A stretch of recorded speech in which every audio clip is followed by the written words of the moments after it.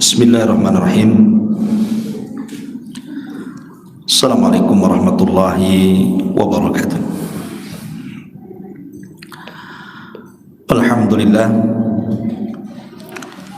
Alhamdulillahilladzi bi ni'matihi tatimmus shalihat. Asyhadu an la ilaha illallah wahdahu rabbil la syarika lah. Wa asyhadu anna Muhammadan abduhu wa rasuluhu alladzi la nabiyya ba'dah.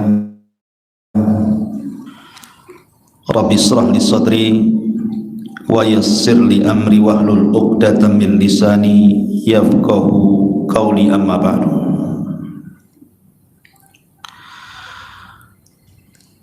Ma'asyiral muslimat, ibu-ibu yang dimuliakan Allah Subhanahu wa taala. Alhamdulillah, kembali sore ini kita bisa duduk untuk bertalabul ilmi. Tak lupa salawat dan juga salam kita hadiahkan kepada Rasul kita Nabi besar Muhammad sallallahu alaihi wasallam. Pembahasan di sore hari ini, entah kenapa judulnya aneh pula, lisan penduduk sorga atau lisan bidadari sorga.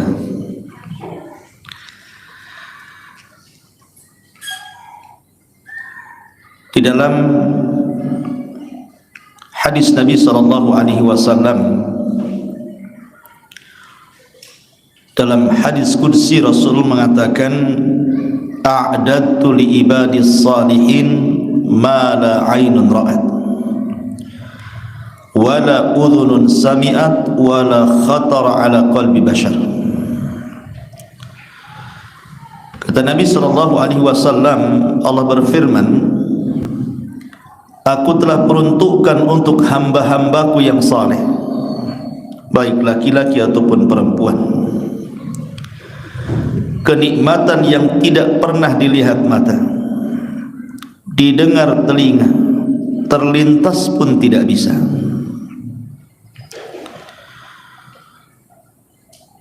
Dan Allah Subhanahu wa taala mengatakan dalam surah As-Sajdah ayat 17, fala ta'lamu nafsum ma ukhfiya lahum min qurratu a'yunin jazaa'an bima kanu ya'malun. Maka tidak ada jiwa yang mengetahui tentang bidadari-bidadari yang nyaman dipandang oleh mata yang Allah sembunyikan di dalam sorga. Dan Allah juga mengatakan dalam surah Al-Insan ayat 20, wa idza ra'aita thamma ra'aita na'iman wa mulkan kabira. Dan apabila kamu melihat di sana, maksudnya surga, niscaya kamu akan melihat berbagai macam kenikmatan dan kerajaan-kerajaan besar. Al-Imam Al-Qurtubi ketika memberikan catatan kepada ayat Al-Insan 20 ini, lamma kanatil muluku talbasu fid dunya al-asawira wattijana ja'ala Allahu dhalika li ahli al-jannah wa laysa ahadun min ahli al-jannah illa wa fi yadihi thalathatu aswiratin siwarun min dhahabin wa siwarun min fiddatin wa siwarun min lu'lu'in. Tatkala para raja di dunia memakai gelang-gelang dan mahkota-mahkota, maka Allah menjadikan hal itu bagi para penghuni sorga. Tidak ada seorang penghuni sorga satupun kecuali di tangannya minimalnya ada 3 gelang. Gelang dari emas, gelang dari perak, dan gelang dari mutiara. Dalil-dalil ini menunjukkan tentang kenikmatan sorga. Di sorga itu tempat yang nikmat luar biasa. Sampai-sampai ketika Allah Subhanahu wa taala mensifatkan bidadari sorga, Rasul sampai mengatakan, lau anna imra'atan min nisa'i ahlil jannati ittala'at ilal ardi la adha'at ma bainahuma wa la mala'at ma bainahuma rihan wa la nasifuha ya'ni al-khimar khairun minad dunya wa ma fiha. Seandainya ada seorang wanita penghuni surga hadir di dunia, kata Rasul, maka kehadirannya akan menerangi langit dan bumi, dan ia juga akan mewangikan seluruh isi langit dan bumi. Bahkan jilbabnya penduduk surga itu jauh lebih baik daripada dunia dan isinya. Luar biasa. Tetapi keindahan surga ini hanya sekedar dicerita saja, karena buktinya banyak di antara kita yang tidak mencari jalan ke surga, bahkan lebih dekat mencari jalan ke neraka. Ma'asyiral muslimat yang dimuliakan Allah Subhanahu wa taala, saya ingin memulakan kajian kita ini mensifatkan soal bidadari surga dulu, Buya. Baru kita masuk ke tema nanti.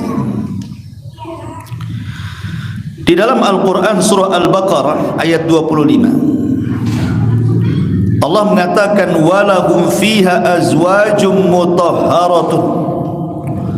Bagi mereka di dalamnya, maksudnya di dalam surga, ada istri-istri atau bidadari-bidadari mutahharatun yang disucikan. Makna disucikan di sini artinya semuanya, baik akhlaknya tidak ada yang buruk, perilakunya tidak ada yang buruk, lisannya tidak ada yang buruk, bahkan fisiknya juga sama. Wanita di surga itu tidak akan haid, tidak akan nifas, tidak akan kencing, tidak akan buang hajat, tidak meludah, tidak mengeluarkan dahak, tidak berkeringat seperti keringat ahli dunia, bersih, bening. Itulah penduduk surga. Dan ada sifat-sifat yang dimiliki para bidadari surga itu, di antaranya disebutkan dalam surah As-Saffat ayat 80 atau 48, wa indahum qasiratut tarfi ain. Dan di sisi mereka ada bidadari-bidadari yang tidak liar pandangannya, serta matanya jelita. Kalau di dunia kadang-kadang ibu-ibu liar, Bu, ya. Apalagi masuk mall tuh, tengok tas tuh langsung tuju ke situ, dan liar kemana-mana tuh, ya. Apapun yang dilihatnya pengen dimiliki. Kemudian juga Allah mengatakan surah Ar-Rahman ayat 74, lam yatmishunna insun qablahum wala jan. Mereka tidak pernah disentuh oleh manusia sebelum mereka, dan juga tidak pernah disentuh oleh kalangan jin. Artinya wanita-wanita penduduk surga itu tidak pernah tua dan tidak pernah menjanda. Tidak pernah tua, bahkan tidak akan pernah menjanda.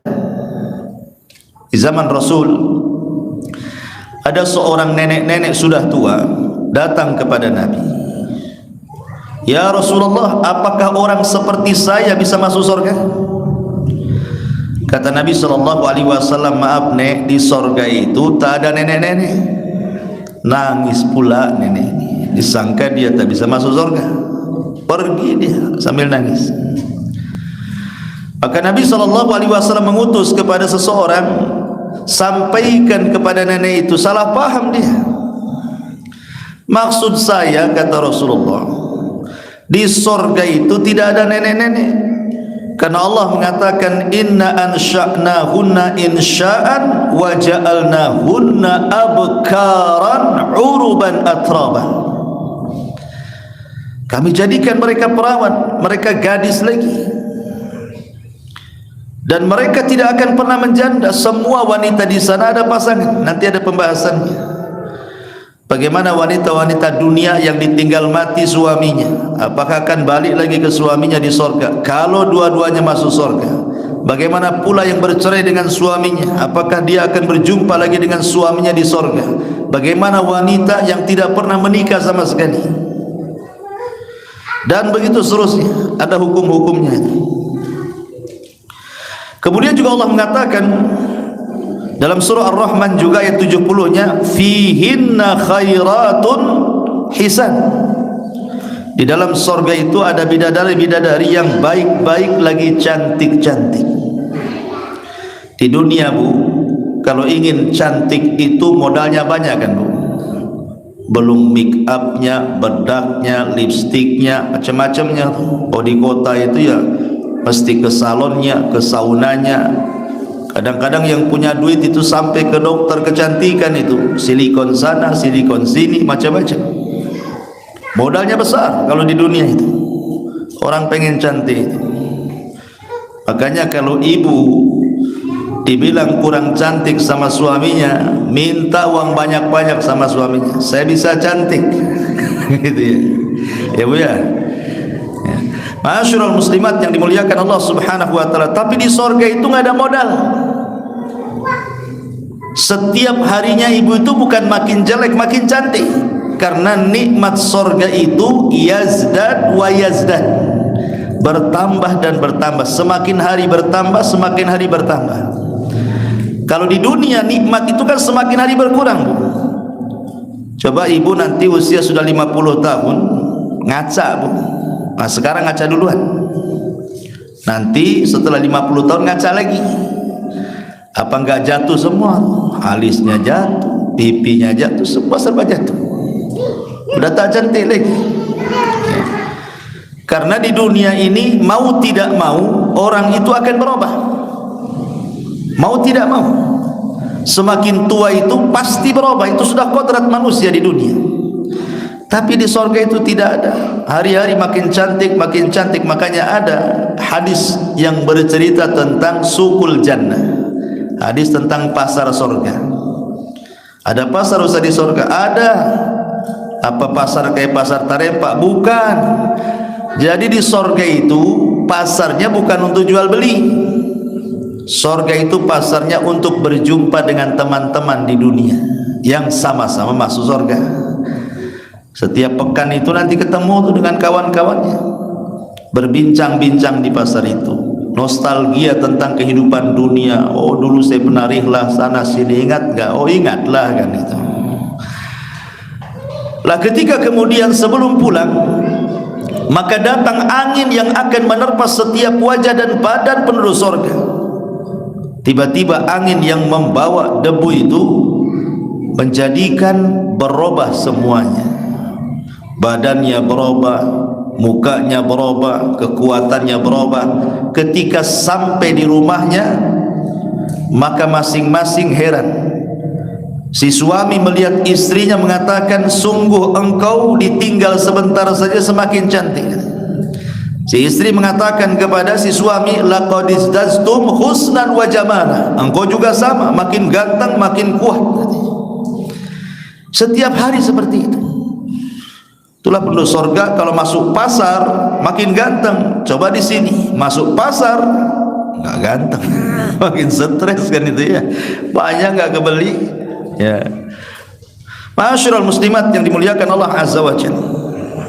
Kemudian juga Allah Subhanahu wa taala mengatakan hurun maksuratun bil khiyam. Bidadari sorga itu jelita, putih bersih, bertahan dalam rumahnya.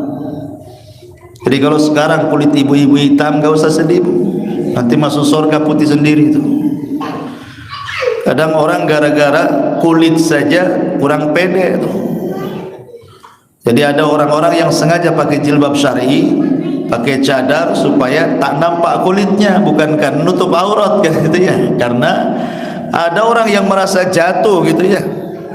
Padahal ciptaan Allah itu laqad khalaqal insana fi ahsani taqwim. Tidak ada yang jelek, mau hitam, mau pesek, mau mancung, mau gondrong, mau pendek, semua sama. Ciptaan Allah itu baik. Makanya tidak boleh seseorang itu mencela fisik. Kalau orang mencela fisik itu sama dengan mencela yang menciptakannya. Oh dasar pesek, berarti mencela Allah itu. Allah yang membuat dia pesek. Ya. Oh dasar hitam, itu mencela Allah. Allah yang buat dia kulit hitam. Bukan kehendak dia, kan maunya itu orang keluar hitam apa putih semua, tapi kan bukan ikhtiar kehendak. Itu Allah yang menentukan. Dan ketika Allah menentukan itu ada kebaikannya. Kemudian juga Allah Subhanahu wa taala juga mengatakan dalam surah Al-Waqiah 35, inna ansha'nahunna insha'an, sesungguhnya kami menciptakan bidadari itu dengan langsung, faja'alnahunna abkara, dan kami jadikan para bidadari itu senantiasa gadis. Senantiasa gadis, walaupun digauli setiap hari, dia tidak pernah menjadi tidak gadis itu, hilang keperawanan, tidak. Karena setiap digauli dikembalikan lagi, digauli dikembalikan lagi. Kemudian juga Nabi SAW mengatakan, innal mar'ata min nisa'i ahlil jannah la yura bayadu saqiha min wara'i sab'ina khullah. Sesungguhnya seorang wanita di sorga itu sungguh terlihat putih betisnya di balik 70 gaun sutranya, sampai tembus, kan itu ya. Luar biasa gitu. Kadang-kadang kita ini terpukau, mungkin ya ibu-ibu mungkin yang tukang medsos tengok artis, kapan saya kayak dia. Artis nggak ada apa-apanya di sorga itu, mungkin paling jelek dia. Ma'asyiral muslimat yang dimuliakan Allah Azza wa Jalla. Kemudian juga Allah mengatakan ka'annahunnal yaqut wal marjan, seakan-akan bidadari itu permata yakut dan mutiara. Lihat bagaimana Allah istilahkan dengan yakut dan mutiara. Dan begitu seterusnya lah. Enggak usah kita jelaskan panjang lebar masalah bidadari ini. Ibu baca sendiri di Quran tentang bagaimana sifat bidadari itu luar biasa. Sekarang ada ummahat nyeletuk, Ustaz, kalau cerita bidadari yang enak laki-laki katanya. Kenapa? Karena laki-laki itu selain dapat istri, dapat pula bidadari. 70 lagi bidadarinya. Setiap 70 bidadari ada dayangnya. Setiap dayang ada pembantunya. Semua halal. Berapa wanita laki-laki dapat? Kenapa kami wanita tidak diberikan nikmat yang sama, dapat bidadara juga kan itu? Gimana tuh jawabannya tuh? Kalau dilempar ke kaum laki-laki. Begini Bu ya, saya jawab sedikit baru kita jelaskan tentang lisan penduduk surga. Di dalam Al-Qur'anul Karim Allah Subhanahu wa taala berfirman bahwa kenikmatan penduduk sorga itu, penikmatan penduduk sorga itu disamakan baik laki-lakinya ataupun perempuannya, tidak dibeda-bedakan. Ingat Bu ya, tidak ada yang membedakan kenikmatan laki-laki dan perempuan kecuali yang dikhususkan Allah. Seperti ya tadi laki-laki dapat sekian bidadari, itu kan kekhususan. Allah lebih tahu tentang nikmat laki-laki dan Allah lebih paham tentang nikmat perempuan. Itu yang harus dipahami ya. Alasannya gini Bu ya, kenapa Allah Subhanahu wa taala tidak menyebutkan dalam Al-Quran nikmat wanita dunia yang masuk ke dalam surga? Kenapa Quran tidak menyebutkannya? Yang disebutkan hanya nikmat bidadari, sementara bidadari itu bukan penghuni dunia yang masuk surga, memang diciptakan oleh Allah di dalam surga. Kok Quran tidak menjelaskan? Sebagian ulama mengatakan bahwa wanita-wanita dunia kalau dia masuk ke dalam surga, maka dia jauh lebih cantik, lebih indah, lebih bening, lebih daripada bidadari. Makanya tidak diceritakan. Cukuplah bidadari itu sebagai gambaran. Kalau bidadari saja sedemikian cantiknya, Macam mana ibu yang masuk surga? Itu maksudnya. Dan ini ditanyakan oleh Ummu Salamah radhiyallahu anha kepada Rasul. Kata Ummu Salamah, ya Rasulullah, bagaimana nasib wanita-wanita dunia kalau masuk ke dalam surga? Kenapa Al-Quran tidak menyebutkan tentang keindahan mereka? Maka Rasul mengatakan bahwa wanita-wanita penduduk surga, wanita-wanita penduduk dunia yang masuk surga jauh lebih indah dibandingkan bidadari. Kenapa? Karena wanita-wanita dunia itu lelah letih dia masuk surga. Sementara bidadari itu tidak ada lelah letih beramal, memang sudah di surga mereka. Karena amalannya itu. Kemudian yang kedua, wanita itu memiliki sifat malu. Wanita itu memiliki sifat malu, dan sifat malu itu biasa disembunyikan. Makanya kenikmatan wanita itu disembunyikan, tidak disebutkan. Yang jelas dia akan mendapatkan nikmat yang besar kelak di surga, tidak disebutkan. Cukuplah firman Allah Subhanahu wa taala tadi bahwa kenikmatan-kenikmatan surga itu fala ta'lamu nafsun ma ukhfiya lahum. Tidak ada satupun jiwa tahu apa yang disembunyikan dari nikmat-nikmat Allah di surga kelak. Karena yang disebutkan dalam Quran, dalam hadis itu tidak seberapa kenikmatan surga itu. Hakikatnya jauh lebih nikmat. Sehebat apapun saya menjelaskan kenikmatan surga, surga itu menyelisih apa yang saya jelaskan. Saking nikmatnya, karena nggak bisa dibayangkan. Ya. Kemudian Bu, surga itu miniatur dunia. Surga itu miniatur dunia. Maksudnya apa? Di dunia Bu, laki-laki itu dia hanya satu nikmatnya. Lihat ibu, kalau laki-laki itu hanya suka dengan perempuan saja. Tapi kalau perempuan itu terbagi kenikmatannya. Dia suka dengan laki-laki, suka dengan sepatu, suka dengan sandal, suka dengan tas, suka dengan perhiasan, suka dengan baju, celana, macam-macam kan Bu. Makanya lihat, ada laki-laki itu pakai baju seminggu gak ganti-ganti Bu, karena nggak begitu suka dia dengan baju. Tapi kalau perempuan nih, ada ya kawannya pakai baju baru, bermerek, cantik, bagus, pasti ibu melirik, didekati, disentuh, beli di mana Om katanya. Gitu ya. Laki-laki nggak ada tuh, ada kawannya pakai jubah, nggak peduli. Tapi kalau perempuan begitu dia. Tengok kawannya bawa tas bagus, pengen juga kan itu. Kawannya pakai anting-anting, gelang-gelang, kalung-kalung, pengen juga. Jadi kenikmatan wanita itu beragam. Kalau saya analogikan seperti ini Bu, mudahnya ya. Ada laki-laki dikasih pilihan dua wanita. Yang satu hitam, jelek, kriwel. Pokoknya enggak, pendek, pokoknya enggak ada lah, enggak tertarik. Tapi dia kaya Bu, kaya dia. Yang satu pula cantik sekali, tinggi, cantik, putih, pokoknya cantik, miskin dia. Laki-laki itu milih yang kedua, enggak mungkin milih yang pertama. Buat apa kaya? Sakit hati nanti, malu dibawa-bawa gitu.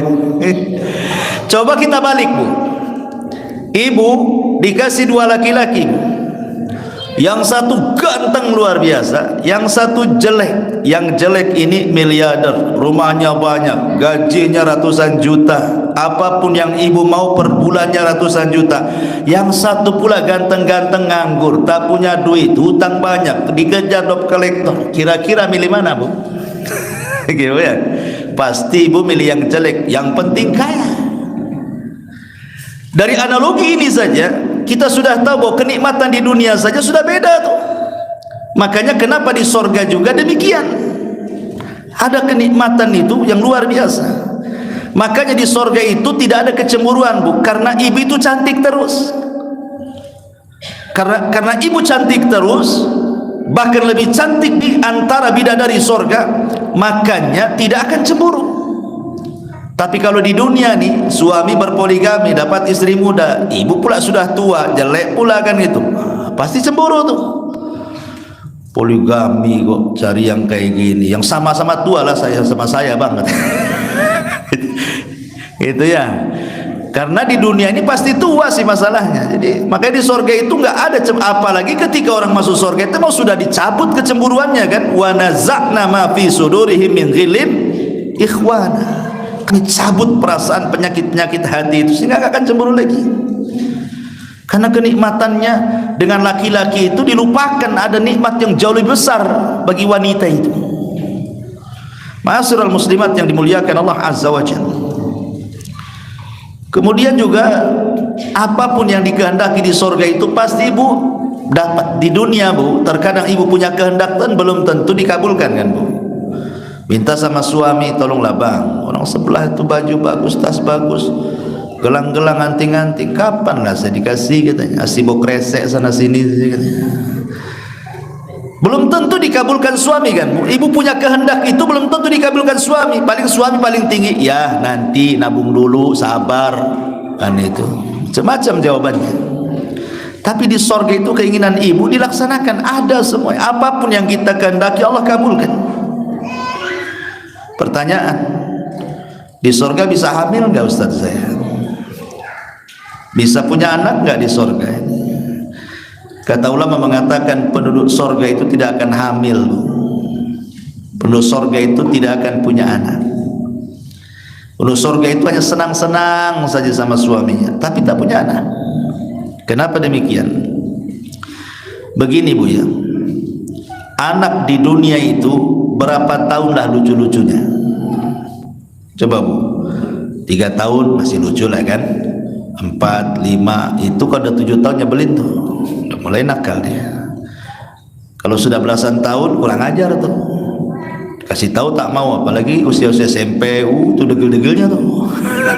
Jadi kenikmatan sama anak itu sebentar di dunia itu.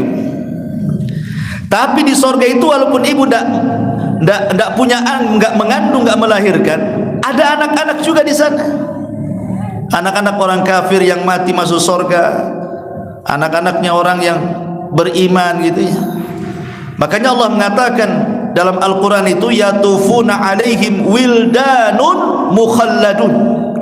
Maka akan ada anak-anak kecil yang lucu-lucu. Lucunya itu mukhallad bu. Mukhallad itu lucu terus, nggak ada waktu-waktu nggak lucunya, lucu terus gitu ya. Itulah luar biasa anak-anak yang ada di sorga itu ya. Ma'asyiral muslimat yang dimuliakan Allah Azza wa Jalla. Kemudian juga yang namanya kehamilan, yang namanya kelahiran itu kan menyakitkan kan. Di sorga itu tidak ada yang menyakitkan. Karena kalau wanita hamil itu gerak aja susah, dia tidur aja susah, apalagi sudah besar kan. Makan aja kadang-kadang muntah. Nanti pula melahirkan, meregang nyawa pula kan itu. Banyak perkara-perkara yang menjadikan kemudian tidak ditiadakan di sorga itu karena tadi di sorga itu darun ni'mah ya. Darun ni'mah itu maksudnya tempat semuanya nikmat dari Allah Subhanahu wa ta'ala, tidak ada keperitan di sorga itu. Ma'asyiral muslimat yang dimuliakan Allah Subhanahu wa ta'ala. Baik, kita akan masuk ke pembahasan kita, lisan calon-calon penghuni surga. Ma'asyiral muslimat yang dimuliakan Allah Azza wa Jalla. Para ulama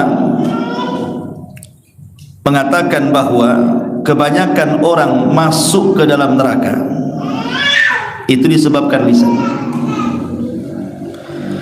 Bahkan kebanyakan kaum wanita yang masuk neraka itu gara-gara lisan. Kebanyakan wanita masuk neraka itu gara-gara lisan. Dan itu disabdakan oleh Nabi sallallahu alaihi wasallam. Kata Nabi sallallahu alaihi wasallam, "Ra'aitun nar fa idza aktsaru ahliha nisa." Aku diperlihatkan neraka, ternyata kebanyakan penghuninya itu perempuan. Kemudian sahabat bertanya, kok bisa kebanyakan penghuni neraka itu perempuan? Apakah mereka tidak sholat? Sholat juga. Apa mereka tidak ibadah? Ibadah. Puasa, sedekah, macam-macam ibadahnya. Lalu kenapa mereka bisa masuk surga? Masih bisa banyak di neraka? Kata Nabi SAW, walakinnahunna yakfurnal ashir. Kesalahannya cuma satu, karena wanita itu suka kufur dengan lisannya kepada suaminya. Kalau suaminya ini bertahun-tahun berbuat baik sama ibu, satu hari berbuat salah, ibu katakan, engkau belum pernah berbuat baik kepada aku, engkau tidak pernah memberikan perhatian kepada aku, engkau begini, keluar semua tuh. Ya. Dari sini menunjukkan bahwa wanita-wanita kebanyakan masuk neraka itu gara-gara lisan. Jadi kalau ibu ingin masuk surga, jaga lisan. Seperti apa menjaga lisan itu? Saya fokuskan kepada perempuan ya. Laki-laki itu jarang pakai lisan, dia pakai tangan aja dia. Lama pakai lisan itu. Ada perkataan Al-Imam Al-Ghazali, Al-Imam Al-Ghazali yang disebutkan juga di dalam Syarah Ghayatul Muntaha, ketika menyebutkan wanita-wanita yang dilarang untuk dinikahi karena punya sifat-sifat buruk. Kemudian disebutkan sifat-sifat buruk itu apa saja. Kata beliau ada 6 sifat buruk yang ada pada seorang wanita. Yang pertama kata beliau, kata Imam Al-Ghazali rahimahullahu ta'ala, yukrahu nikahul hannanati wal mannanati wal annanati wal haddaqati wal barraqati wasyadzaqati wal mumarridati. Apa maksudnya di sini? Nih, ibu harus jauhi sifat-sifat ini, Bu. Kalau ibu ingin masuk surga, jauhi sifat-sifat ini. Karena sifat-sifat ini bentuk penentangan kepada suami yang menunjukkan kebanyakan wanita masuk neraka. Kalau ibu terhindar dari sifat-sifat ini, Bu, berarti lisan ibu lisan penduduk surga. Apa itu? Yang pertama, annanah. Annanah itu perempuan yang banyak mengeluh, banyak mengadu, suka garuk kepala. Maka jauhi, jangan suka mengeluh ya. Tapi jadilah wanita qanaah. Kalau memang suami sudah berusaha, dia sudah tanggung jawab sebenarnya. Memang Allah belum rizkikan rizki yang luas gitu ya. Kalau beberapa keinginan ibu ini belum terpenuhi, qanaah, ridha dengan pemberian Allah. Jadilah wanita yang kebalikan daripada anak. Jangan suka ngeluh. Tolonglah bang, itu kan, itu ngeluh tuh ya. Ya. Ini yang pertama. Yang kedua, hannanah. Hannanah itu perempuan yang menyayangi suami orang lain atau menyayangi anak dari suami sebelumnya hingga mengabaikan hak suami yang baru. Ini kalau memang posisinya dia janda menikah dengan suami baru. Jangan suka membanding-bandingkan. Kok ini kok tak seperti suami sayang dulu katanya. Saya kira nikah dengan kamu itu makin bahagia, makin bahaya katanya. Gitu ya. Jangan dibanding-bandingkan. Atau lebih sayang kepada anaknya dibandingkan kepada suaminya, diurusnya anaknya itu, suaminya pula tak diurus. Itu disebut hannanah. Maka jangan suka membanding-bandingkan. Ini yang kedua. Yang ketiga, haddaqah. Perempuan yang selalu menilik segala sesuatu sehingga ia menginginkannya dan membebani suaminya untuk mendapatkannya. Jangan ya Bu, kadang-kadang ada ibu-ibu itu aneh gitu kan, dari rumah jelas catatan belanjanya, cabai sekian, bawang sekian, merica sekian, sayur sekian gitu kan. Masuk ke pasar, tak dapat bumbu dapur, dapat pula pakaian yang enggak kecatat pula kebeli dia. Atau masuk pasar itu tidak fokus beli bumbu Bu, tetapi sengaja jalan-jalan dulu, tengok pakaian, tengok sandal, tengok tas, itu sudah digambarkan. Nah, pulang baru dia ngomong sama suaminya, "Bang, tadi saya lihat tas bagus Bang." Mulai dikompor itu suaminya. Nah, itu wanita hadzaqah namanya. Melirik sesuatu langsung ngomong sama suaminya, "Belilah Bang." Jangan, ini bukan sifat penduduk surga kayak gini. Kemudian yang keempat, barokah. Apa itu barokah? Barokah ini ada dua makna. Perempuan yang sepanjang harinya hanya berhias saja, berhias. Kalau soal kecantikan, masya Allah. Tapi kalau mengerjakan hak keluarga malas dia, masak malas, ngurus anak malas, berdandan aja. Jadi pikirannya itu kebeli ke alat-alat kosmetik saja. Ya. Ataupun yang dimaksud barokah di sini, perempuan yang sering mencaci maki makanan. Jangan Bu ya, ibu diajak suami ini jalan-jalan kuliner. Mungkin suami kurang duitnya, harusnya masuk restoran A, masuk pula ke restoran B. Harusnya ke warung makan terkenal, masuk pula ke warung makan biasa. Harusnya ke yang berbintang, singgah pula di kaki lima. Umpamanya dalam pesan makanan, ia memang ibu pandai masak gitu, tapi lah hormatilah suami sudah belikan makanan itu. Jangan bilang, masakan pula masih lebih baik daripada ini katanya. Ada tuh ya, ngapain kau bawa ke sini, masakanku lebih baik katanya. Ini hanya kasih garam, kasih ini, kasih. La haula wala quwata illa billah. Nggak boleh kayak gitu. Nabi itu tidak pernah mencela makanan. Kalau suka dimakan, kalau tak suka tinggalkan. Tidak usah dicaci makanan itu. Ya. Atau ibu ke kondangan, mungkin di kondangan masak, kan namanya kondangan pasti kan ada makanan. Kemudian ibu makan sedikit, sampai rumah ngomong sama suaminya, makan kenyang ya di sana kan, di kondang apa makanannya gak enak. Ibu ya, jangan Bu, itu namanya barokah, itu tak boleh. Kemudian yang selanjutnya, yang kelima, syadzaqah. Jadi yang pertama mannana, yang kedua hannana, yang ketiga hadzaqah, yang keempat barokah, yang kelima sadzaqah. Apa itu sadzaqah itu? Ini perempuan yang cerewet. Sadzaqah ini perempuan yang cerewet, perempuan yang banyak ngomong. Makanya Rasul itu tidak suka gitu ya. Kata Rasul SAW, "Inna abghadakum ilayya wa ab'adakum minni majlisan yaumal qiyamah ats-tsartsaruna al-mutasyaddikuna al-mutafaihikuna." Sesungguhnya orang yang paling aku benci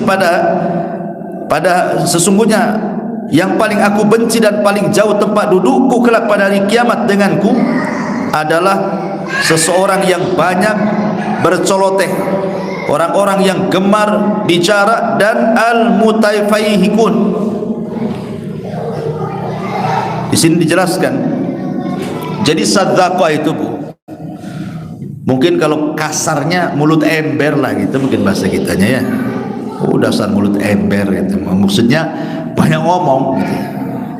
Padahal seorang wanita itu kan lebih ke perasaan malu sebenarnya kan. Jadi kalau tidak ada manfaat di situ, tidak usah banyak bicara. Ya, apalagi kalau sudah merepet, kita pula satu kalimat, ibu pula 100 kalimat.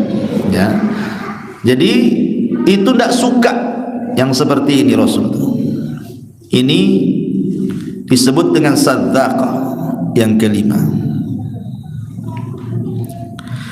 Kemudian juga yang keenam, mukhtali'ah. Mukhtali'ah itu perempuan yang dikit-dikit minta cerai, minta khulu. Tak boleh, tak boleh sedikit-sedikit ada masalah dengan suami, dah kita cerai aja. Tak bisa kayak gitu, tak boleh ya, kecuali minta cerainya itu jelas ada udzur syar'i. Suaminya selingkuh, nggak ngasih nafkah, nggak pernah sholat, wajar kan, syar'i gitu ya. Suami dah bagus, ya mungkin agak kasar sedikit lah kan, bisa didoakan Bu, mudah-mudahan dia bisa berubah gitu ya. Karena belum tentu juga cerai dengan suami yang pertama kemudian menikah dengan suami kedua lebih bahagia Bu. Saya contohkan, dulu di zaman Nabi ada seorang sahabat namanya Hasan ibn Thabit. Hasan ibn Thabit ini khatibun Nabi, dia seorang orator karena dia juru bicara Nabi. Orangnya hitam, pendek, ya gak ganteng gitu ya. Istrinya pula paling cantik. Istrinya paling cantik. Ya lah, biasanya yang enggak ganteng-ganteng itu istrinya cantik. Yang ganteng-ganteng pula istrinya tak cantik. Gitu ya. Jadi istrinya itu kalau mandang suaminya lagi jalan dengan kawan-kawannya itu, kawan-kawannya ganteng-ganteng pula gitu. Jadi istrinya itu merasa suaminya paling jelek sendiri. Suami saya kok hitam sendiri, pendek sendiri, jelek sendiri. Akhirnya lambat akhirnya kurang cintanya karena membanding-bandingkan itu dengan suami orang. Dari situ dia datang kepada Nabi. Istrinya ini datang kepada Nabi, Rasul, saya tidak mencela agama suamiku Thabit. Oh, kalau agamanya luar biasa. Dia juru bicara Nabi. Tapi saya takut kufur kepada suamiku karena aku sudah tidak cinta lagi. Tadi karena banding-bandingkan ketampanan. Jadi kata Rasul, terus mau apa? Kata istrinya Hasan ini, saya mau cerailah. Kemudian dipanggilnya Thabit, ya Hasan ibn Thabit, ini istrimu minta cerai, ini gimana ceritanya? Kata Hasan, enggak saya akan ceraikan. Kemudian kata Rasulullah, lihat Hasan tidak mau menceraikan kamu. Istri yang ngayal, enggak saya mau cerai. Ketika sudah tidak bisa didamaikan, Rasul mengatakan, oke, gini, siap gak kau kembalikan maharnya? Karena maharnya Hasan ibn Thabit ini besar, kebun hektaran kan itu ya. Dan kalau minta cerai itu kembalikan mahar, kan mikir-mikir itu. Antum nih laki-laki kalau ngasih mahar itu yang fantastis gitu ya, kasih mobil, kasih gelang. Jadi kalau minta cerai mikir dikembaliin tuh. Ini mahar seperangkat alat sholat, belilah di pasar Tarempa sini, ambil banget ya. Itu mana ceritanya ini ya. Akhirnya Rasul mengatakan, mau kau kembalikan maharnya? Mau, kata Rasul. Akhirnya dikembalikan mahar. Sudah habis masa idahnya, dapat pula laki-laki sesuai dengan kriterianya, ganteng, putih, tinggi, dapat pula. Masalahnya ada kekurangan, tidak bisa memuaskan dalam urusan ranjang. Lama-lama bosan. Dia mengatakan, masihlah mendingan suami lama Hasan ibn Thabit, aku puas dibandingkan dengan suamiku yang baru ini, katanya. Akhirnya dia minta cerai lagi, tapi Hasan ibn Thabit tak mau kembali. Dari sini menunjukkan apa? Terkadang apa yang kita anggap baik belum tentu baik, gitu maksudnya. Tapi apa yang kita anggap jelek, jangan-jangan ada kebaikan pula di situ. Ya, maka janganlah jadi wanita yang suka minta cerai. Ya, kalau memang ada jalan yang bagus, janganlah kayak gitu. Ya. Ataupun yang ketujuh, akhir, wanita fasik. Ya, wanita fasik itu kalau depan suaminya malaslah berdandan dia itu. Malas, padahal kalau minta uang sama suaminya itu hanya untuk beli make up, beli bedak, beli apa-apa gitu ya. Tapi sudah dibelikan, tak pula dia dandan di depan suaminya. Malah kalau kondangan pula rapi-rapi, cantik-cantik, harum-harum. Nah, ini cerita gimana? Nah, ini tanda-tanda wanita fasik yang seperti ini. Tabarruj namanya, tidak boleh. Ya. Kemudian juga yang kedelapan, an-nasyis. Perempuan yang merasa lebih tinggi di atas suaminya. Kadang-kadang dia ngomong asal nyeplos saja. Ya, kamu dulu loh, aku juga yang modali kau dagang. Ya kan, suami istrinya merasa lebih kaya dulunya. Kalau kau nggak nikah dengan aku nggak seperti ini katanya. Jadi dia merasa nggak boleh kata-kata seperti itu dalam rangka merendahkan suami. Kayak kau ganteng aja banyak duitnya katanya. Jadi jangan ngomong, jangan merasa lebih. Itu namanya nasij, nggak boleh. Ya. Jadi tidak layak wanita nasij. Termasuk juga perempuan yang suka marah-marah. Dikit-dikit marah, dikit-dikit marah. Termasuk juga wanita yang suka mumarridhah. Mumarridhah itu pura-pura sakit. Pura-pura sakit. Diajak suaminya untuk berhubungan, capek lah bang badan. Padahal tak capek sebenarnya. Ya, dia memang nggak mau aja melayani. Nggak boleh kayak gitu. Jangan ngomong seperti itu. Ya. Lah ini secara khusus. Jangan dimiliki sifat-sifat seperti ini. Kata-kata seperti ini bentuk kufur yang menjadikan wanita-wanita itu tidak masuk surga. Ini gara-gara 10 perkara ini. Ataupun secara umum bu, seperti umpamanya dosa-dosa lisan itu yang secara umum al-kalam fi ma la ya'ni, ngobrol tidak jelas faedahnya.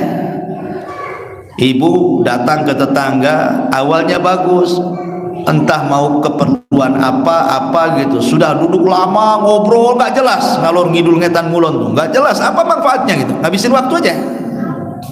Tinggalkan ya ucapan-ucapan yang tidak ada manfaatnya. Ataupun al-jidal wal mira, suka membantah sama suaminya, dia suka bantah saja.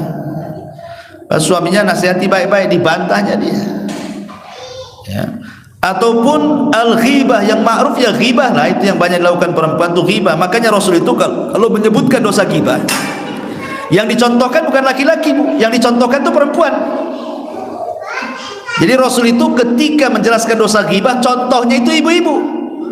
Ketika sahabat mengatakan, ya Rasulullah, inna fulanatan taqumul laila wa tasumun nahar wa taf'al wa tasaddaqat bi fuduli amwaliha. Rasul, ada loh seorang ibu, ibu dia ngomongnya, ada loh seorang ibu, Masya Allah, sholat malam, puasa sunnah, sedekah, berbuat baik, nggak pernah tinggal.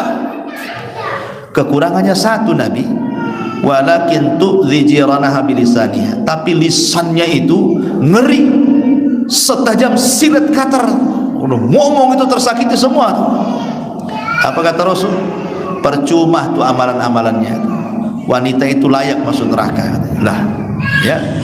Kenapa kok Rasul mencontohkan, sahabat ini mencontohkan wanita ketika bicara soal ghibah? Karena umumnya yang suka ghibah itu, yang punya majelis ghibah itu biasanya perempuan. Laki-laki jarang ghibah, ada laki-laki ghibah. Laki-laki ini ghibahnya ghibah politik, laki-laki itu.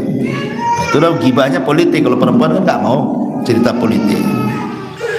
Perempuan itu ghibah tetangganya, ghibah kawannya, ghibah satu majelis taklimnya, ya kan? Nah, ini dihindari, karena ini bukan perkataan penduduk sorga. Di sorga itu nggak ada ghibah. Di sorga itu nggak ada yang menyakiti. Semua lisan penduduk sorga itu salam. Makanya pertama kali masuk ke dalam sorga, ucapan penduduk sorga, malaikat mengatakan apa? Salamun alaikum bima sabartum. Keselamatan bagi kalian atas kesabaran kalian. Dan Allah pun langsung mengucapkan salam kepada penduduk sorga. Dan seluruh penduduk sorga ucapannya salam. Apa salam? Ucapannya selamat, tidak memadaratkan diri sendiri, tidak pula menyakiti orang. Kan sekarang banyak nih, satu ucapan viral, akhirnya dilaporkan polisi. Padahal gara-gara ngomong tuh, orang tersinggung kan. Ya. Di surga itu tidak ada, semuanya salam, keselamatan, ngomongnya itu enak, ngomongnya itu luar biasa, sedap didengar gitu, baik diri sendiri atau orang lain. Ya. Termasuk juga jangan sampai as-sukhriyah, mengejek, kan ada tuh ibu-ibu suka ngejek kawannya, jangan. Ya. Termasuk ifsya'u asrarin nas, menyebar keburukan orang, yang lebih parah lagi keburukan keluarga pula disebar. Ini bahaya. Itu bukan sifat penduduk surga tuh. Ataupun namimah. Oh, namimah ini bahaya lagi. Kompor gas ke sana kemari, dinyalain sana, nyalain sini gitu ya. Akhirnya orang bertengkar. Termasuk juga al-madhu li ghairi mustahiqqi, memuji sesuatu yang bukan tempatnya untuk dipuji. Al-bada'atu, lisannya jorok, kotor gitu ya. Al-la'nu, tukang laknat. Kemudian juga al-khusumah, suka bertengkar dengan tetangganya, lisannya itu pedas sekali. Ataupun suka menuduh, ataupun memuji diri sendiri gitu ya, ataupun menyakiti orang dengan lisannya, mengeluarkan kata-kata kufur. Di masyarakat ini mudah orang mengeluarkan kata-kata kufur ini. Kalau bukan karena kamu, ini hati-hati ya. Kalau bukan karena Allah gitu. Dan begitu seterusnya ya. Jadi kalau ingin kita menjadi penduduk surga, artinya wanita-wanita ingin menjadi lisan-lisan bidadari surga, maka perbaiki ucapanmu. Kata Rasul, ucapkan yang santun kalau tidak bisa diam. Ucapan yang santun kalau tidak bisa diam. Jadi inilah diantara pembahasan kita, bahwa yang paling banyak seseorang wanita masuk ke dalam surga adalah wanita-wanita yang menjaga lisan dan tidak kufur kepada suaminya. Dan tadi saya sudah sebutkan bagaimana bentuk kufurnya kan. Wallahu a'lam bishawab. Kita tutup. Subhanallah bihamdika, asyhadu an la ilaha illa anta, astaghfiruka wa atubu ilaik. Allahu ta'ala. Assalamualaikum warahmatullahi wabarakatuh.